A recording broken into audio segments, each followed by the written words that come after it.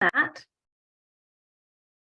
All right, and we have begun recording. So let me shift to some welcome notes and some housekeeping. So thank you very much for joining us today. We'll talk some introductory comments, welcome you today before we get started with our presentation. So welcome to today's event, Affirming Practice in the context of the LGBTQ plus community. This is a free ethics CE event that is sponsored by the ABA OER SIG and Mary Baldwin University, and being presented by Rose, one of the fabulous graduate students at Mary Baldwin University. I will tell you a little bit more about this wonderful student here in a moment. I am listed as the co-presenter because the student is not yet a BCBA, but this presentation has been supervised, and Dr. Howard has also been integrally involved in making sure that we are meeting the ACE requirements that, of course, the BACB requires of us to do that. So who is the OER SIG and why are we sponsoring this? So we are a special interest group of ABAI. We have a mission to promote the adoption, creation, and dissemination of open educational resources in behavior analysis. We are free to join. Please visit our website. I'm hoping while I am reading my notes, Dr. Howard might kindly pop our website into the chat. It's openbehaviorsig.org. We have continuing ed events that are always free, no charge for people to attend, opportunities to share with like-minded individuals who have similar interests and goals. These continuing ed certificates, for those of you who are going to follow the directions to get them, are sponsored by Mary Baldwin University. You should receive them within a week. I will share that I'm dealing with some family things at this point, so there might be a little bit of a delay in those, and I thank you in advance for your patience. I say that, and then I always end up doing them much quicker, but I will get on those as soon as I can. The way you are going to do those is that upon a cue, I'm going to go ahead and have you enter your first and last name in the chat. In fact, you can go ahead and do that now. So that's the first and last name that you want on your certificate, which hopefully matches somewhat similar to what you registered with. Go ahead, put your first and last name in the chat. That's your sign in. So to get your certificate, you're going to sign in. Toward the end, I'm going to cue you to sign out. And you're also going to complete an evaluation. That link will be provided at the end of the presentation today. So sign in, sign out, and that presentation. So let me introduce you to Rose, our wonderful student speaker today. Rose is finishing the final semester. I know that graduation is on the horizon for the Master of Science in ABA at Mary Baldwin University, and RBT doing in-home services for applied behavior and learning consultants in Thurmont, Maryland. Rose also enjoys hand embroidery. Curiosity for the particular topic at hand today came from Rose's personal experience and wanting to grow awareness and knowledge for this particular community.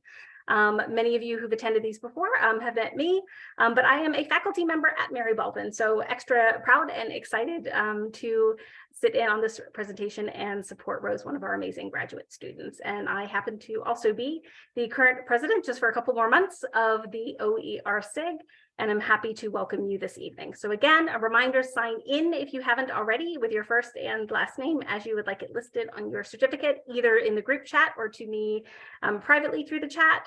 And I'll have you do that again toward the end of the presentation, as well as complete the evaluation link, which I will provide as well. You are welcome to engage and comment in the chat throughout. There'll be some prompts to do so. There'll be an opportunity for questions, certainly at the end as well. And I am happy to now, you're tired of listening to me, mute my microphone and pass this over to Rose. Thank you so much, Dr. Potter. Let us begin. So my final project, I've dedicated time to explore the professional and ethical considerations of the LGBTQ plus community. My awareness for this topic has really grown and continued to expand throughout the process. So my hope for you today is that after this presentation, you will be more aware or considerate that of these topics and techniques that you could use to support your clients in this community.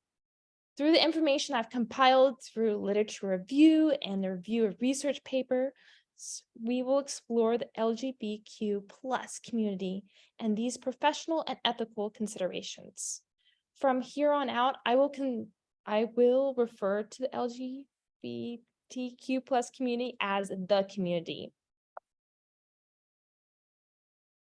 So what are our objectives for this presentation today? Well, the first is that we have two key professional considerations for ABA. We're going to explain why communication is such an important professional consideration. We're going to give examples of successful collaboration within this community. And we're going to describe what techniques define better cultural responsiveness and diversity. We're going to recognize the importance between examining personal bias. Also, we're going to describe the overt and non-overt behaviors related to discrimination. We're going to find the importance of non-harassment and recognize the need to establish some measure of personal competence to achieve a higher standard of fidelity. So before we jump into the professional and ethical considerations, I want to set a foundation so that you understand the history and the timeline of this community. So this started in 1969, which was the first massive demonstration in Washington, D.C. area called Stonewall. It's the first one that it's put on the books, and it was the hugest one that we have in history. In 1970, the United States had a rule that was put out. It basically said that no one could cross-dress. So a woman presenting as a male or a male presenting as a woman, they couldn't dress the opposite gender. If they did, and they were caught within certain states, New York was one of them, as well as many others, they would be arrested and there would be fines that would be put in place. In 1973, APA defined a behavior as homosexuality as a mental disorder up until this year. So they actually had a disorder for it, and they were currently trying to find treatment for this disorder. Just 1 year later, in 1974, Rikers and Lovas, they published the paper trying to find a cure for homosexuality. And just right behind them was Barrows and et al., which was a treatment of conservative diagnosis of transsexuality. And then in 1978, we have the American Psychiatric Association defines that elected as the first person to come to office. The person was called Harvey Milk, and he was the first one elected to an office and serve within the psychology community. And the same American Psychiatric Association started letting in gay and lesbian trainees in 1991. And then just in 1993, APA decided to take away that gender-related disorder that they had in their comments. So one of the articles was George and Riker Love's, and it has been very controversial around this article of conversion therapy. And so an article titled, "Why Don't Behavior Analysts Do Something?" emerged. And over the years, as you can see here, different organizations stood out and said, this article is not right. We don't practice conversion therapy anymore. So starting in 1993, all the way up in 2022. One thing I should point out that only just recently has the Association of Behavior Analysis International has put out a statement saying that they are against conversion therapy. So there's many questions have come from this timeliness to why it's taken so long to come to this conclusion. Okay, so let's head into our professional considerations. As with any ABA client, these professional considerations are critical: communication and collaboration. However, from the very start of our presentation, let's recognize within this community, the communication is a collaborative and the heartbeat for making success of this community.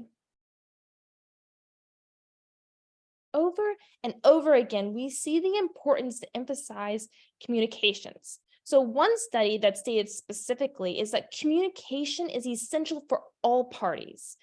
It's a kind of a formal discussion. Most parents in research mentioned they wanted that formal discussion from practitioners.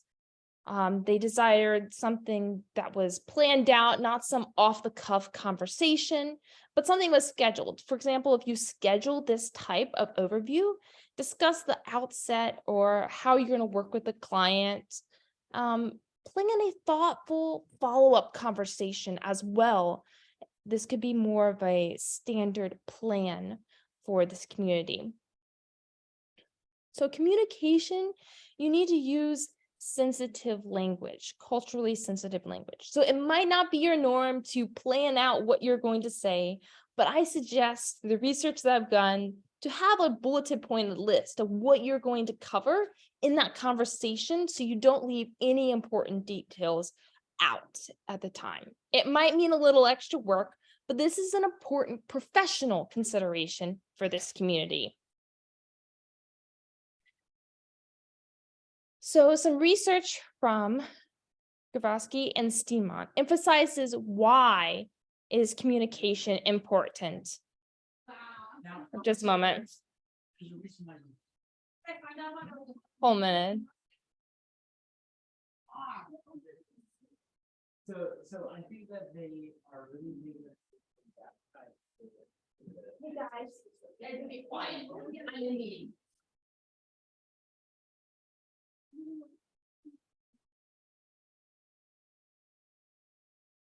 Okay, my apologies. Okay. So the members to refrain more of these conversations and appreciate it for diversity and intersectionality. So the intersection of various entities provides a deeper and richer and more nuanced understanding of lived experiences within the LGBT parents and families. So this type of communication may seem apparent, but in practice, it's not. So communication is a must to encourage equality and support inclusivity. So we look back in history and families were excluded and outcast from society. Through the communication and the awareness walks, families were able to accept it and be normalized within the society. How, as clinicians, we presented ourselves, set the stage for an ongoing support and professional relationship within this community. So the second key professional consideration, other than communication, is collaboration. So open collaboration reflects the therapy process as well as the understanding. So collaboration creates shapes of therapy relationships between the BCBA and the parent.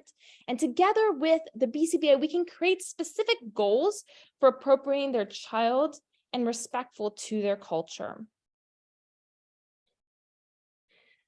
So here are some ways that we can connect through collaboration for families. And this is through research that I've seen as the best practices within this community. So families, ask them questions like, what is the essential for this behavior? Or what should I focus on? Or how does this behavior impact your family unit? So asking shows respect, and you want to make sure that you can use a difference within their family unit. So like asking encourages inclusivity. Sorry. It went ahead on me. Okay. So just like clients, we provide choices. We can choose like one activity, or there is more than one way to teach this goal in different ways. So we need to be flexible with our approach and share different approaches. There's not one plan that meets everyone's approach, but different ones. The best way is to encourage a continual encouragement and collaboration to give several different approaches. So the final is they conduct a personal interview. The best practice is a great way to identify culture and client behavior. So does the the behavior does the family want to work on? Like, how do they want to define these behaviors? So interviews allow us the ongoing collaboration that integrates seamlessly through the professional considerations and open and thoughtful communications. So our first one is cultural responsiveness and diversity is an ethical consideration that we discuss through various methods to meet this technique and consideration. So in 1.07, a clinician must build rapport and trust within the caregivers and mention these techniques to continue self-assessment, asking open-ended questions, engaging with community members and research, and as we look at this presentation today. So,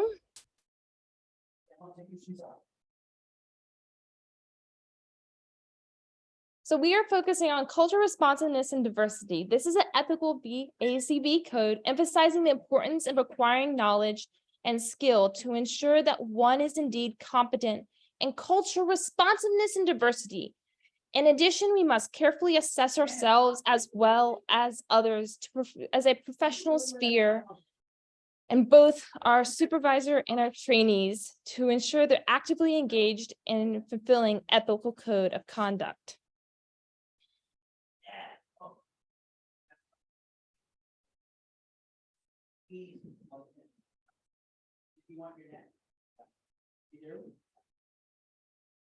Okay, where'd it go? So my apologies, it went ahead on me here. Okay.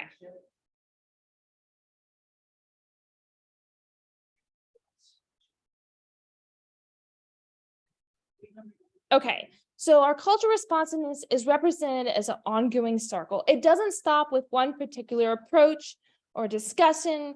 Research identifies each as activity is bringing awareness to the LGBT+ community and highlights the need for more knowledge in this area. Whether you're a novice in this area or if you're within the field, assessment is the key. And what is the results? Well, by having a cultural responsiveness integrates into our practice. It covers the cultural responsiveness to serve, like it improves the quality of service, increase patient safety and patient satisfaction as well. So when we're conducting a self-assessment on ourselves, we have research that points out two different methods to evaluate our belief system. First is mind mapping of answers, and then mindfulness. So from research, self-assessment enables us to self-assess whether we label others' behaviors as aversive because we did not conform to our group, and subsequently we are aimed for a disruptive through prejudice. So the first one is mapping answers. This one is a baseline for your knowledge with a baseline of your beliefs. You create a plan that interacts within this community. The mapping of answers answers the weaknesses and also learn more and grow in this area. So here's an example of a mind mapping area. You start in the middle with your name, and then you slowly answer questions and branch out all the way. So now we're going to do a short activity here. You can respond in chat as well. So I'm going to ask you some questions based off of the mapping answers here that we have in the center. So I look forward to seeing your questions. So the first one is, how does your family eat? Do they eat with silverware, chopsticks, etc.? Let's see.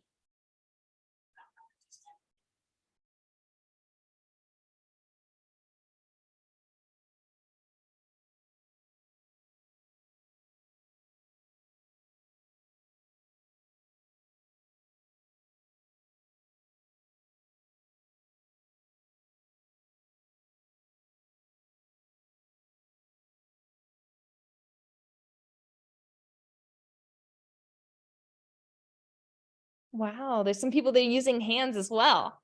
I found this is an interesting question as I looked at it.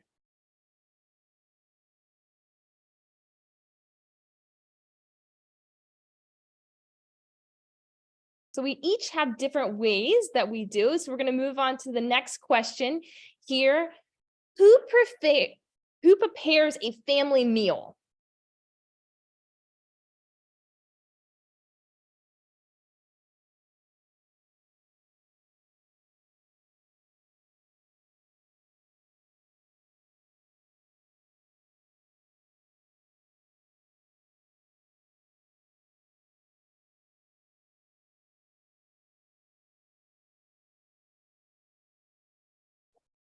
Excellent. So some people take turns when they make family meals, or it's a set schedule, which is great. We're going to do another question. Describe your favorite tradition when you were growing up.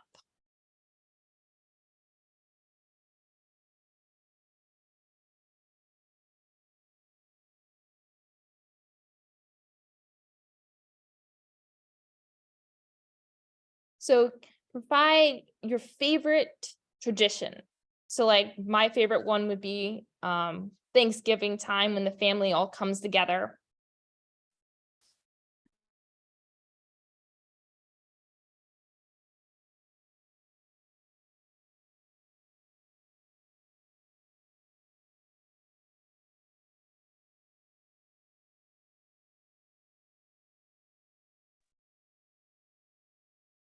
So just like we have our own traditions growing up, families have their traditions as well. So this is one way that you can see the areas of weakness and you can expand on them. We're going to continue along as you guys continue chatting in the chat.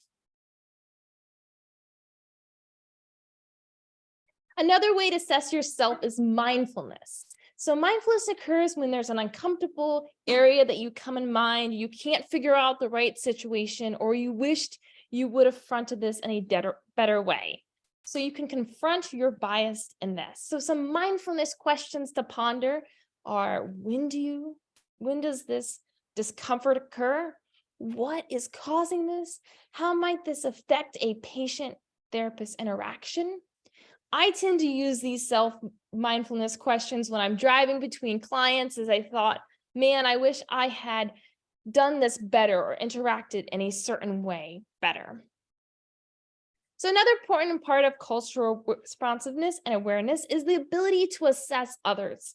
And while through research, clinicians have been found to not do very well in assessing others' ability, but do fantastic in assessing their own abilities. So they struggle with the ability to assess if their RBTs or behavior techs are trained or comfortable within a new family unit or culture environment. So Addison and Ryan stated that the supervisor assesses their skills of that responsibility and should take on the leadership in the supervision to make sure that staff are prepared for these ethical development as well as professional considerations.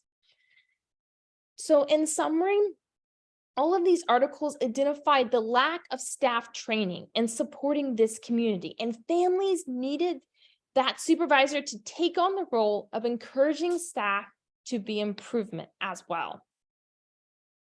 So how do we assess others? As a clinician, there's several different techniques that we can use. So first, be aware that we need continuous supervision of other staff.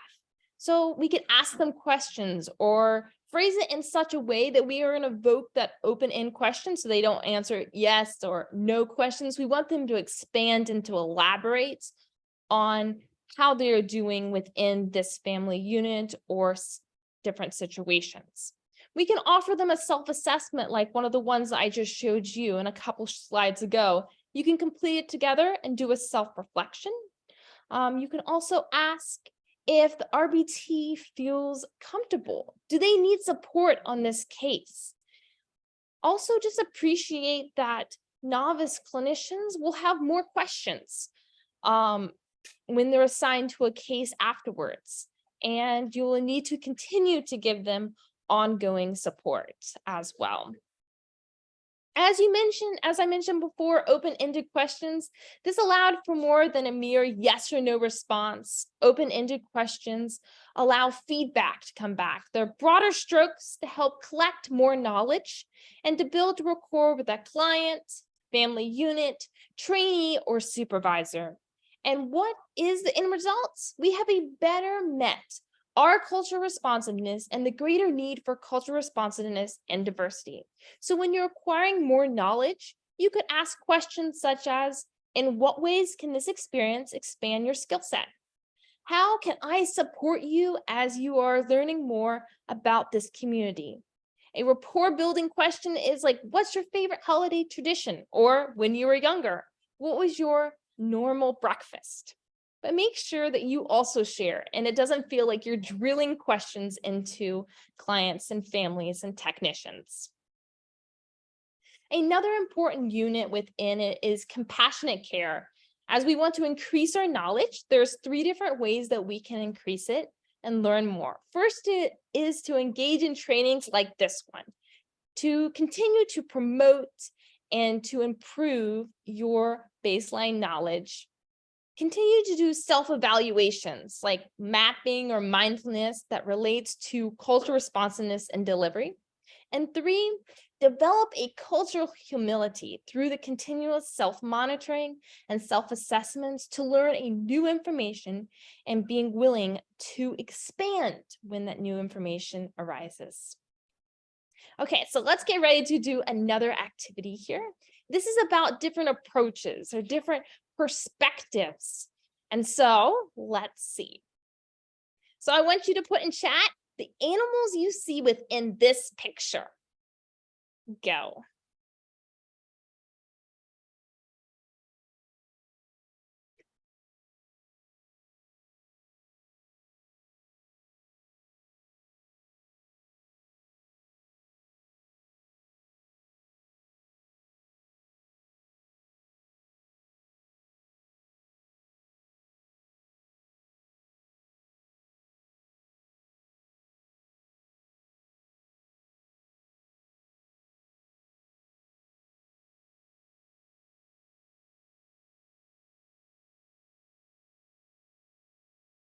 So each of us are seeing different ones, which means that there's different perspectives that we see. But I'm going to show you now all the ones that were in this activity. So it's all spots and shows you exactly here. So here are all the different ones that can be found within one picture, but there's never just one approach to a solution. There's multiple approaches. And yes, I didn't see a beaver, but there is a beaver at the head of that elephant there as well. So from research, we learned that there's some very unhelpful cultural responses. The behaviors of the clinician can set the tone for the client and the family from the first initial visit of the client. So sometimes we have clinicians behave in this way. They're cold, disrespectful, disengaged, they're distant, or they're uncaring. Clinicians were told to come in, sit down, observe the technician, and just leave. Or they just don't engage in conversation at all with the family. Or inappropriate when they ask a lot of why questions, like, why do you think your child's upset? Or why have you not contacted the tech sooner to cancel? Or why is going out in the community a problem or an issue towards you? They are also uncooperative with the withheld treatment plans. So clinicians were not showing the family the treatment at the end of the reporting period, or there was none of that formal discussion. They might have emailed it to them, but they never sat down and reviewed everything with that family. And within this community, it seems very important to have that formal discussion, include them within it. So we want to, indeed, these types of behaviors don't invoke a strong cultural responsiveness and diversity.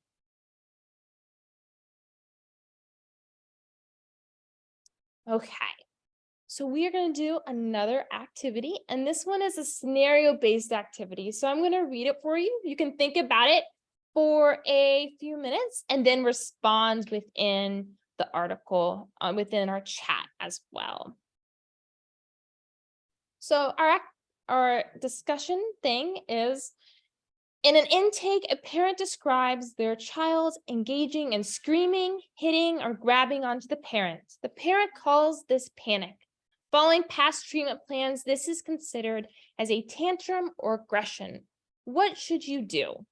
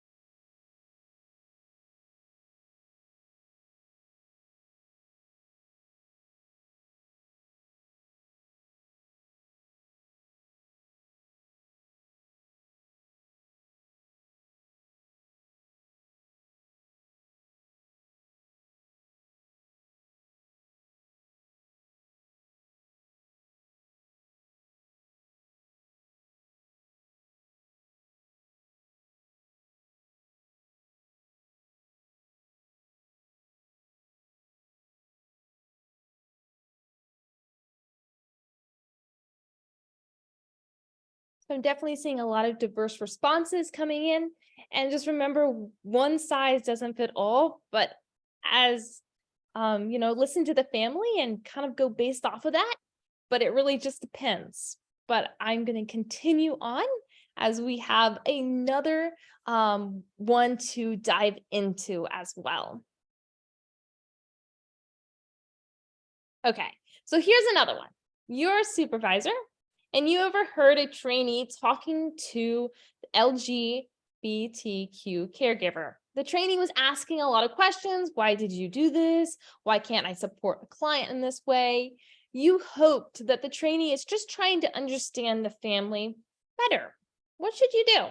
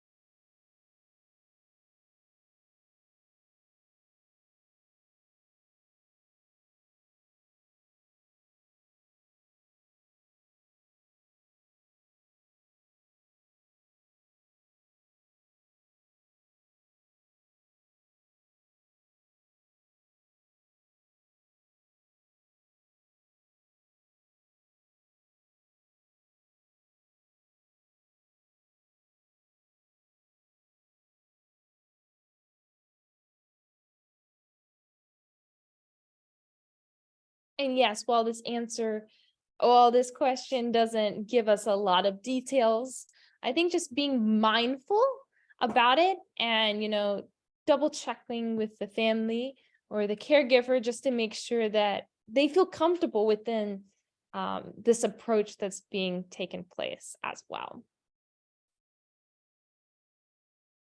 Excellent. Okay. I love how everyone's responding. That is awesome. Okay, so we're going to now head into awareness, personal bias, and challenges, which is 1.10 of ethical considerations. So here's an ethical considerations or simply highlights the need for awareness and personal bias of challenges where they may interfere. However, this code requires that one must maintain this awareness, and if there is an interference or of appropriate steps must be taken to resolve this issue. So according to 1.10, behavior analysts must maintain awareness about their personal bias and their challenges. This ethical consideration goes hand in hand from a cultural responsiveness as well. If we respect our clients' values, beliefs, and behaviors, this will lead us to a less biased environment as well. We need to be very sensitive to respect their rights for religion and to leave it at the door as we come in. So religion is known as an invisible variable. So why is religion so important to leave at the door instead of bring into the client's home?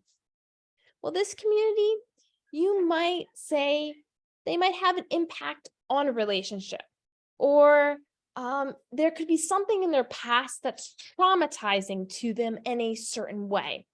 It could be a conflict with a past family member who had called them out for being religion and sexuality mixed together. And so when you bring religion in or talk about it in any way, it could be traumatizing to their past, and they may not trust you or create that professional relationship as you would want them to share with you on changing behaviors and so forth. So what if we don't follow ethical consideration? What if our ethical choices are unhelpful? Unfortunately, our research has found there are situations that there are biased behavior does exist while working in this community. And I quote from Israel, "Not surprisingly, clinicians are found to be biased decisions when working within this community as well." But what were some factors that led to the clinicians making a biased decision? So let's look at the research to discover that. So first, we have Fallen. He supported that counselors should avoid imposing on their clients that which are not consistent with the client's goal. So upon entering the counseling or behavior field, a clinician must put aside their own biases and focus on that client or caregiver to bring the best treatment. Next, the behavior analyst needs to be aware of their own cultural values and beliefs for the lack of understanding of the customer's culture that can negatively impact treatment and service delivery as well. You might also say that there's impact on relationship as well. If you have an observation with a client or a caregiver and you have that trauma that's associated with it, this can also be a fact, as we talked earlier about. So while there is a personal held religious beliefs for the right of the clinician, as Barrows mentions in 2015, the clinician also needs to communicate respect for the clients and their family's personal held beliefs and religions, even if it differs from your own. So we're going to move on to non-discrimination 1.08. And this demands a non-discrimination. It behaves in an equity and inclusive manner to your LGBTQ plus client and is essential. So clinicians are usually unprepared for conversations when they are talking with this community and the difficulties that face it. So they can also exhibit prejudice. Consequences has taught the caregiver not to tell or show all their behaviors that they are feeling. They'll rather keep them inside than exhibit them to you as a stranger within their home. They're very fearful of what you might think of them and the judgment that could be around this fear that they have within them from past behavior or past learning history as well. So our next one is 1.09, non-harassment. So similar to Ethical Code 1.08, non-discrimination, Ethical Code 0.109, non-harassment is imperative. Behavior that is harassing or hostile toward LGBTQ plus community is not acceptable. So past learning history has taught this community that others may trivialize them. And with the research of Owen Pughes and Baines, it made note that the experience of clinicians within this community can be trivialized and the loss of trust from that experience. So never assume that you're an expert in this journey, but you always on a journey of continual growth. Another non-harassment that happens on a daily basis in the world and within a clinical practice is microaggressions. Questions or statements can turn someone off from trusting you or creating that professional relationship.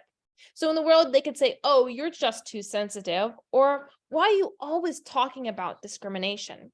But it also can occur in the workplace as well. So avoiding or minimizing identity, so such as not talking about the gender or sexuality, centering all the questions on the identity, just focusing on the client's sexual identity, making biased assumptions about a personal appearance. So coming into a home and you just make an assumption without even asking about it. Also expressing that bias, like asking a male presenting man if his wife is here for a family meeting when that is not the case as well. So just keep these in mind as you're in a client's home or in a clinical practice.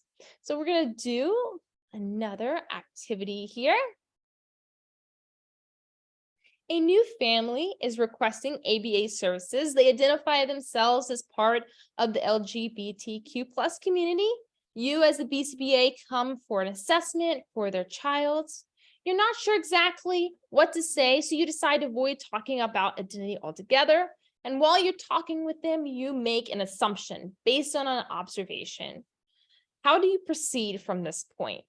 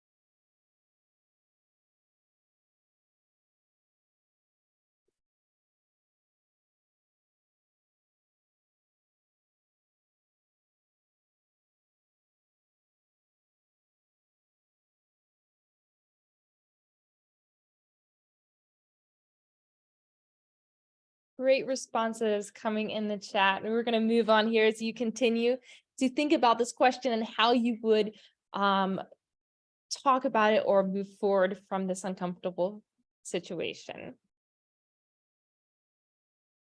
So personal competence.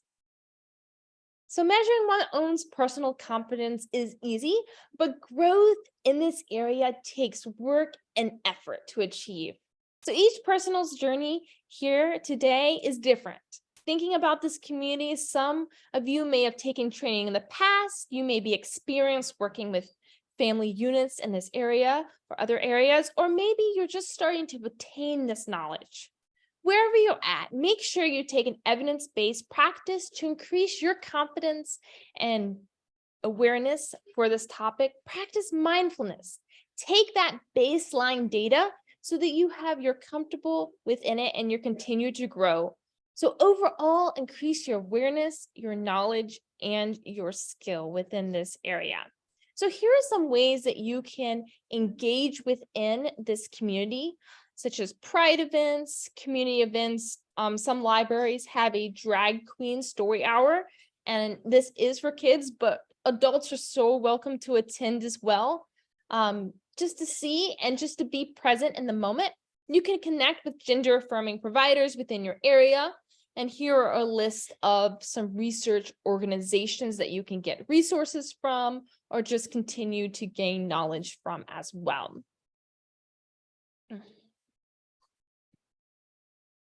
So as we close our presentation today, let's take a time to reflect on what was presented. So I want you to share and chat. What is one thing that you can do in the next 3 months to build your competence and confidence when working in the LGBT families?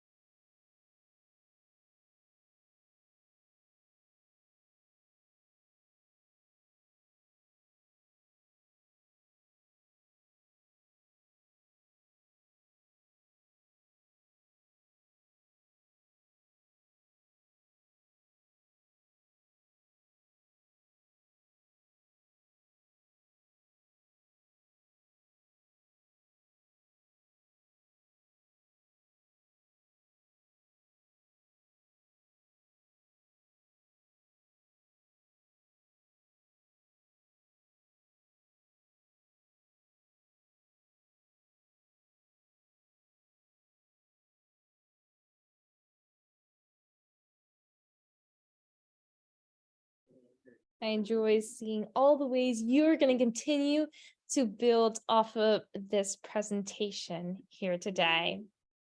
So I want to continue for you to encourage your growth within this community and within this knowledge. So this community strives to have that communication and collaboration, develop a healthy professional relationship with the clinician and the caregiver. We want to examine different techniques to have a more cultural responsiveness approach through the growth and awareness of staff members as well. We want to develop awareness to create that knowledge through mind mapping or mindfulness.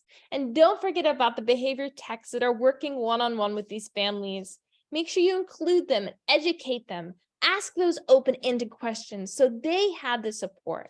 Continue to evaluate yourself as an individual so that you are not displaying personal bias as well. Remind yourself that this community, clients and caregivers may have experienced trauma from the past, and they may hide their behaviors from you initially. Finally, don't forget that small microaggressions can occur anywhere at any point in time. So with all of this you discovered, let this be a jumping stone to your next event or a way for you to acknowledge this area of growth for the future. The next couple slides are just for references, and I will just go through them briefly.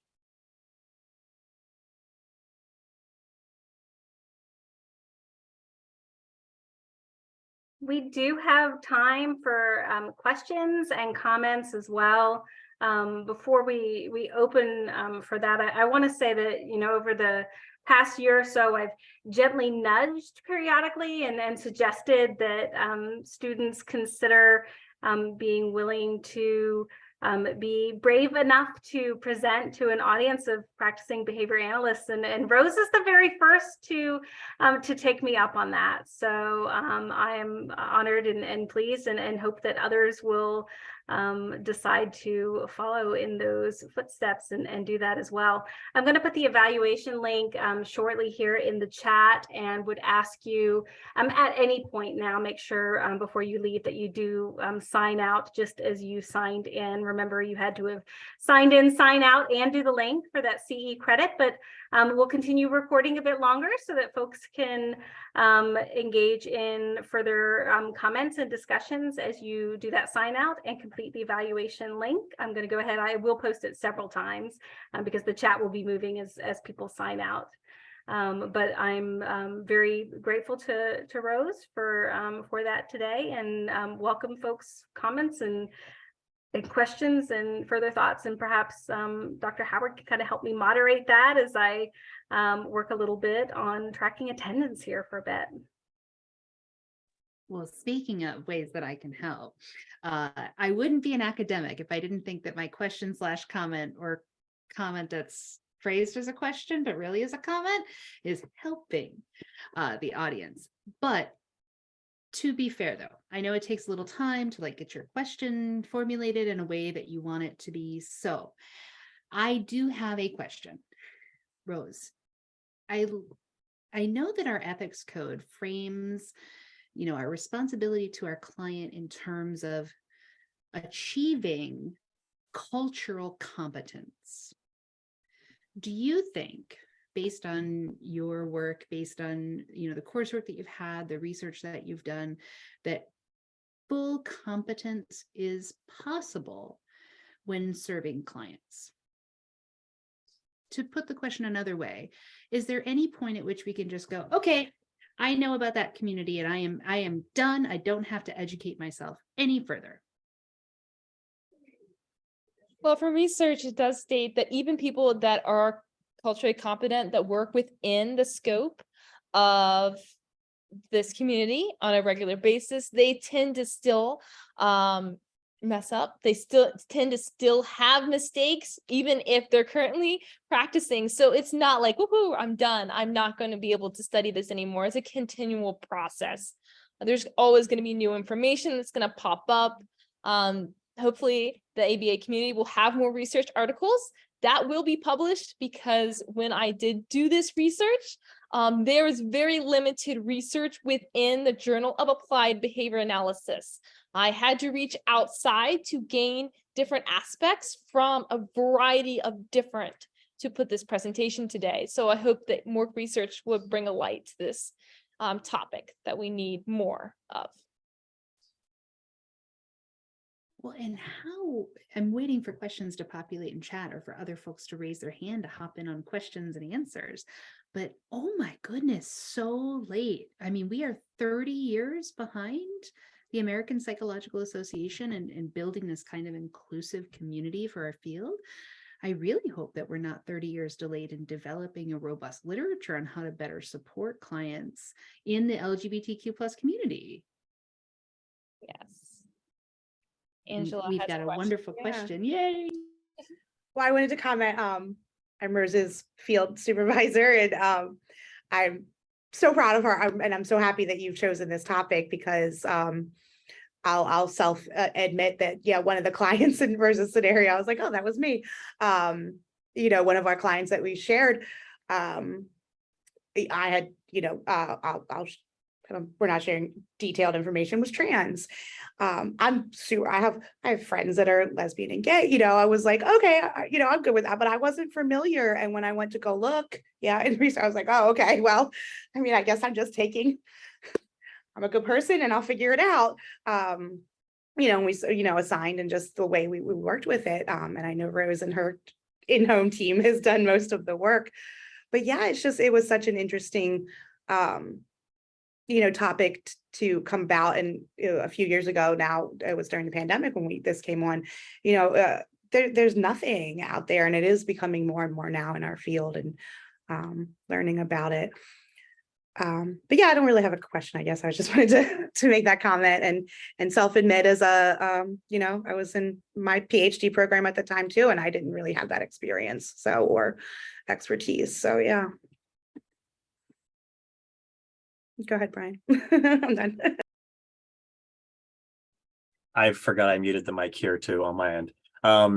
Sorry I didn't comment so much in the chat. It's hard to hold a little one while typing one-handed. So, but one of the things that occurred to me while you were speaking was that this is what we're dealing with in behavior analysis in general, and everyone specifically, is an issue of a contrast between generalization and discrimination in the behavior analytic terms, because we're seeing, like, for example, microaggressions are a case of overgeneralization when we need to discriminate, which is funny because microaggressions are discrimination.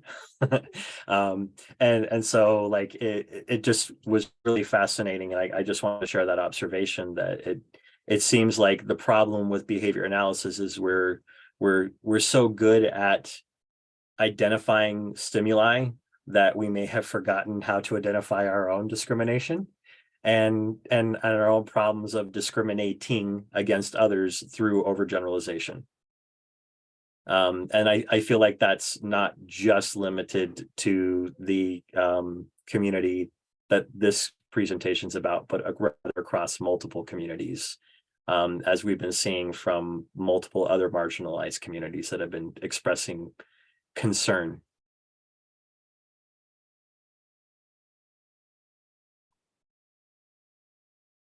And what a wonderful opportunity to think about the ways in which we have like intersectionality, right? So even if it doesn't affect me, right? Like maybe if I'm not a member of that community, it will affect me eventually. Because if my community is being ignored, if the interests of my community are not being honored or respected on a, microcultural or macro cultural level, eventually that wheel's going to come around and it's going to be our turn for, at best negligence and at worst subjugation and potential abuse. So that real strong need for intersectionality within the work that we do. I so appreciated, Rose, that you touched also on disclosure and trust, right? And the importance of trust building with families. And while I don't have anybody in my household who's currently receiving ABA services, I do have members of my household who are part of the queer community, and we're guarded on who that's shared with based on who we have that rapport with. I have a child who is transgender, and I live in a state that's purple. And, there are all these things where we just have to feel very guarded and trusting, when we disclose and what we disclose and how much we disclose. And when you have outside providers who come in, you're waiting for cues in their language that they use to determine, is this a safe person for me to share this with, before you do that. And I think that's important, and I'm glad that was certainly an integral part of what you shared today. To go off of what you were saying, Dr. Potter, sometime in the last 2 years, I've done a podcast with some folks where after the podcast was done, recorded, ready to publish, that person came to me and said, can we not publish that? Because I live in an area where I could experience some very real discrimination. And while I was sad that the podcast was not published, I'm grateful that that person advocated for themselves, and different opportunities were extended so that way their voice could be amplified. But like that was a really very real concern. And then not long after that, I started working with a client who was a child of a queer family, and that allowed for me to see some things that I previously had not been really thinking about. And then when the opportunity was right, I was able to say to that family, just so you know, I'm an ally. And that changed the entire discussion. It allowed for better quality of service because they knew that they were safe to be able to express some of their concerns without fear of judgment.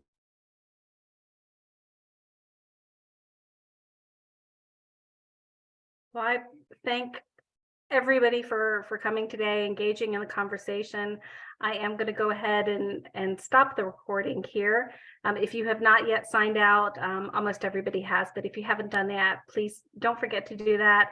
The evaluation, of course, is that last critical piece to get that continuing ed certificate, and I will endeavor to get those to folks within the next week, but please do forgive me if there is a little bit of a delay as I manage some family things at the moment. Let me get this